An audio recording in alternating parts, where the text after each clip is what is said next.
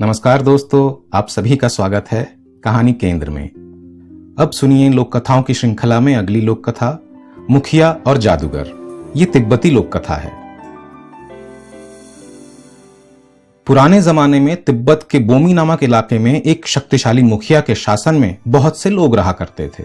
उनमें एक जादूगर भी था जो अपनी जादूगरी से लोगों को खूब हंसाता, उनका मन बहलाता और उन्हें खुश रखता। उसके चमत्कार से लोगों को ऐसी चीजें भी मिल सकती थीं जिनका मिलना वास्तविक जीवन में असंभव था। इसलिए वो लोगों के बीच बहुत लोकप्रिय व विश्वसनीय बन गया था और उसे बहुत बुद्धिमान व चतुर माना जाता था। एक दिन मुखिया ने जादूगर को बुलाया और कहा, मैंने सुना है तुम बहुत बुद्धिमान हो और दूसरों का मन बहलाने की अपनी कुशलता के लिए प्रसिद्ध हो। मैं भी तुम्हारी जादूगरी देखना चाहता हूं। तुम मेरा मनोरंजन करके मुझे प्रसन्न करो, मैं बहुत दुखी और उदास रहता हूं। जादूगर ने कहा, जनाब, मेरी जादूगरी तो सिर्फ गरीब लोगों का मन बहला सकती है, वो भी कुछ क्षणों के लिए। मिसाल के तौर पर मैं उन लोगों की मदद करता हूं जो बेगार पूरी नहीं कर पाते, उन लोगों को बाल बच्चे देता हूं जो अपना घर नहीं बसा पाते, और उन लोगों को भरपेट मांस खिलाता हूं जिन्होंने कभी मांस का स्वाद भी नहीं चखा है। लेकिन ये सब मायावी बातें हैं जो गुब्बारे की तरह फटकर जल्दी ही समाप्त हो जाती हैं। उनमें किसी को स्थायी खुशी नहीं मिलती। इस तरह के काम मैं जरूर कर सकता हूं, लेकिन हुजूर के सामने मुझे अपनी घटिया जादूगरी दिखाने का साहस कहां? मुखिया बोला, चिंता ना करो, मैं तुम्हें इसकी अनुमति देता हूं। माना कि आपने अनुमति दे दी है और मुझे सजा ना मिलेगी, फिर भी मुझे साहस नहीं है, जादूगर ने घबरा कर कहा। मुखिया बोला, मैं कहता हूं तुम्हें डरने की जरूरत नहीं। तुम्हारी तसल्ली के लिए मैं एक सनद भी लिखे देता हूं कि अपनी जादूगरी दिखाने के कारण तुम्हें किसी प्रकार का बुरा नतीजा नहीं भुगतना पड़ेगा। यह कहकर उसने एक आदेश पत्र लिख दिया जिसमें यह जिक्र किया गया था कि जो भी हो जादूगर को सजा न दी जाए।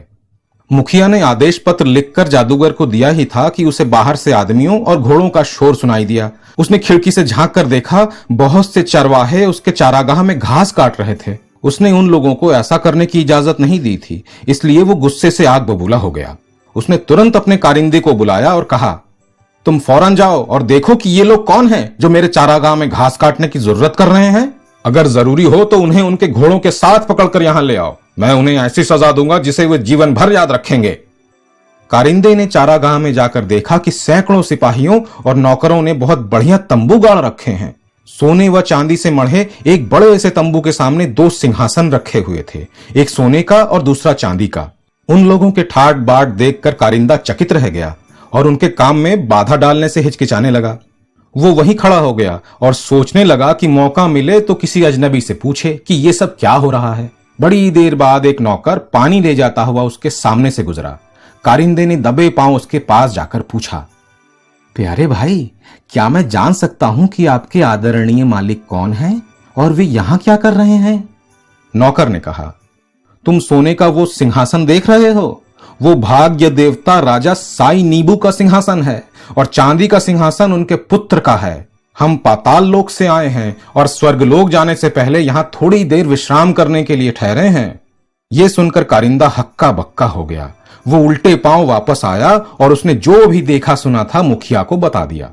मुखिया भी उसकी बात सुनकर भौंचक्का रह गया। उसने कहा, अरे, मुझे क्या मालूम कि महान और महाबली साई नीबू देवता हमारे चारागाह में पधारे हैं। मेरी प्रजा उन्हें चढ़ावा अर्पित कर रही है, मुझे भी जाकर उन्हें चढ़ावा देना चाहिए। उसने अपने नौकरों से बहुत से उपहार लाने को कहा और फिर स्वयं उन्हें लेकर वहां गया। उस समय तक साई नीबू देवता स्वयं वहां आ चुके थे। मुखिया ने कहा, हे पाताल लोक के महान शक्तिशाली देवता, क्या आपका ये सेवक जान सकता है कि आप किस लिए यहां पधारे हैं? साई नीबू ने जवाब दिया, बात यह है कि मैंने अपने बाग में गूलर का एक पेड़ लगाया और उसकी खूब देखभाल की। अब इस पेड़ में फल लगने लगे हैं। इसकी जड़ तो पाताल लोक में है, लेकिन डालियां स्वर्गलोक तक जा पहुंची हैं। स्वर्ग के देवताओं ने मेरे सभी फल तोड़ लिए हैं और मेरे लिए एक फल भी नहीं बचा है। इसलिए मैं स्वर्गलोक जाकर उनसे निवेदन करना चाहता हूं कि हम लोग आधे आधे फल बांट लें। मुखिया का दिमाग चकरा गया। वो ये सोचने लगा कि कोई ऐसा उपाय किया जाए जिससे वो पाताल देवता से अपनी मुलाकात का फायदा उठा सके और उसकी गद्दी व आन बान हमेशा सही सलामत रहे। उसे एक युक्ति सूझी। उसने देवता की खुशामद करते हुए कहा, हे पाताल लोक के महान व पराक्रमी देवता, आप हमारे दीनहीन इलाके से होकर जा रहे हैं। ये हमारे लिए बड़े गौरव की बात है। हम दोनों शासक हैं। आप पाताल लोक के राजा और शासक हैं और मैं धरती का एक शासक व मुखिया हूं। अगर हम दोनों के परिवारों में कोई संबंध कायम हो जाए तो हमारी शक्ति और सत्ता बहुत बढ़ जाएगी। मैं जानता हूं कि आपके एक खूबसूरत लड़का है जो आपका राजकुमार है और मेरी एक होशियार व सुंदर लड़की है। क्या मैं विनम्रता पूर्वक ये सुझाव पेश कर सकता हूं कि आप अपने लड़के को मेरी लड़की से विवाह करने की अनुमति दें? तब हम दोनों रिश्तेदार बन जाएंगे और हमारे दोनों परिवारों को इससे बहुत लाभ होगा। साई नीबू ने जवाब दिया, मेरे 3 लड़के हैं। जो लड़का मेरे साथ रहता है वो सबसे छोटा है और मेरी आंख की पुतली है। मैं आपकी इस राय से सहमत हूं कि शासक के वंशज को शासक की संतान से ही शादी करनी चाहिए। इसलिए आपका ये प्रस्ताव स्वीकार करता हूं कि आपकी लड़की की शादी मेरे लड़के के साथ हो। मैं अपने लड़के को आपके साथ ठहरने की आज्ञा दे दूंगा। प्रस्थान करने से पहले साई नीबू ने मुखिया से कहा, मुखिया जी, अब हम दोनों में रोटी बेटी का संबंध होने वाला है और रिश्तेदारों को एक दूसरे की देखभाल करनी चाहिए। मैं स्वर्गलोक के देवताओं के साथ अपना मसला निपटाने उनके यहां जा रहा हूं। इस बीच आप समय समय पर आकाश की ओर देखकर ये पता करते रहें कि कहीं हम किसी मुसीबत में तो नहीं फंस गए हैं, क्योंकि वहां के देवताओं का अहंकार कभी कभी इतना बढ़ जाता है कि वे दूसरों की बिल्कुल नहीं सुनते और बड़ी बदतमीजी से पेश आते हैं। ये कहकर साई नीबू चले गए और अपने लड़के को मुखिया के यहां छोड़ गए। मुखिया की खुशी का ठिकाना न रहा और वो राजकुमार को लेकर अपने भवन में लौट आया, जहां बड़ी धूमधाम से शादी संपन्न हुई। वो साई नीबू की बात भूला नहीं और रोज छत पर चढ़कर आकाश की ओर ताकता रहा। एक दिन अचानक आकाश में अंधेरा छा गया।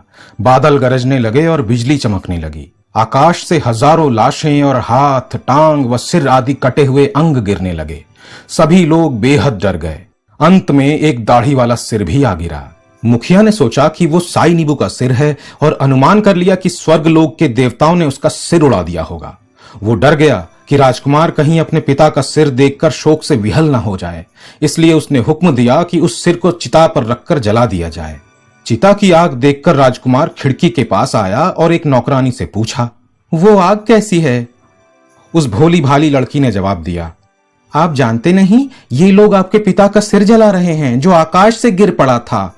ये सुनकर राजकुमार फूट फूट कर रोने लगा और महल से भागकर चिता में कूद पड़ा। आसपास के लोगों ने उसे बचाने की कोशिश की, मगर इससे पहले कि वे उसे आग से बाहर निकाल सकें, राजकुमार जलकर भस्म हो गया। इसके बाद मुखिया बहुत उदास रहने लगा। वो रोज छत पर खड़ा होकर आकाश की ओर ताकता और दिन भर आहें भरता रहता। उसकी समझ में ना आता था कि क्या किया जाए। कई दिन बीत गए। आखिर एक दिन साई नीबू देवता अपने दल बल सहित वापस आए और पहले की तरह मुखिया के चारागाह में ठहरे। मुखिया ने सुना कि साई नीबू देवता वापस आ गए हैं तो वो घबरा गया।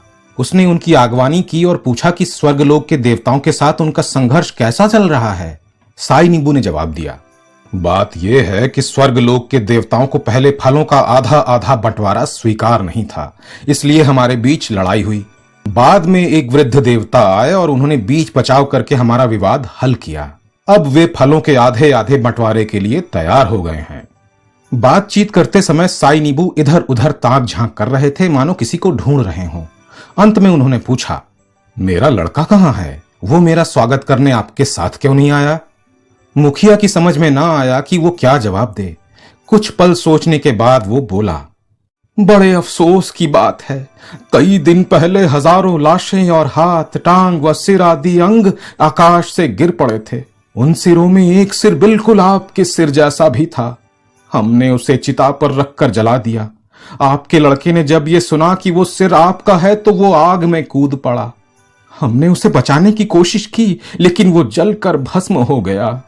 साई नीबू देवता सोने के सिंहासन से उछल पड़े और गुस्से से गुर्राने लगे। ये कैसे हो सकता है? तुम पागल हो गए हो? मैं यहां खड़ा हूं, तुम देखते नहीं? मैं अपने लड़के की मौत के लिए तुमको ही जिम्मेदार ठहराता हूं। तुम्ही ने उसे अपने यहां ठहरने को कहा था और उसे अपना दामाद बनाया। उसकी मौत के लिए अब तुम्हें अपने जीवन से हाथ धोना पड़ेगा। बेचारा मुखिया न तो साई नीबू देवता को जवाब दे सकता था और न ही उनसे संघर्ष कर सकता था, इसलिए वो घुटने टेक कर उनसे क्षमा मांगने लगा। हे पाताल लोक के महान शक्तिशाली देवता, आपका लड़का तो मर ही चुका है, अब हम उसे पुनर्जीवित नहीं कर सकते। मैं आपसे अपने प्राणों की भीख मांगता हूं और विनती करता हूं कि आप शांत हो जाएं। बदले में मैं आपको अपनी हर चीज, सारी जमीन, नौकर चाकर, गुलाम, पशु और सोना चांदी देने को तैयार हूं। मुझे क्षमा कर दीजिए। साई नीबू देवता का गुस्सा आसानी से शांत नहीं हुआ, लेकिन अंत में उन्होंने मुखिया की प्रार्थना स्वीकार कर ली। मुखिया ने फौरन कारिंदे को बुलाया, अपनी सभी चीजें लाने को कहा तथा उन्हें साई नीबू देवता को अर्पित कर दिया। वो स्वयं साई नीबू देवता के पैर पकड़कर उनसे बारंबार क्षमा मांगता रहा। एकाएक साई नीबू देवता ने उससे कहा, उठो उठो, सिर उठाकर देखो मैं वास्तव में कौन हूं। मुखिया ने सिर उठाकर देखा, उसे सब कुछ बदला हुआ नजर आया। उसके सामने न तो सोने का सिंहासन था और न ही स्वर्गलोक के देवताओं को पराजित करने वाला साई नीबू देवता।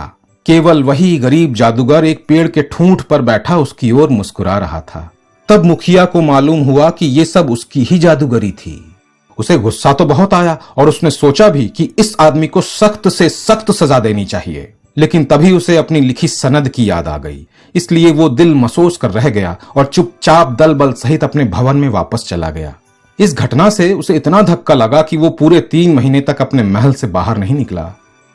इसके बाद वहां की जनता जादूगर का और अधिक आदर करने लगी, क्योंकि ये जादूगर ही एक ऐसा व्यक्ति था जिसने मुखिया को एक आम आदमी के सामने अपना सिर झुकाने के लिए मजबूर कर दिया था।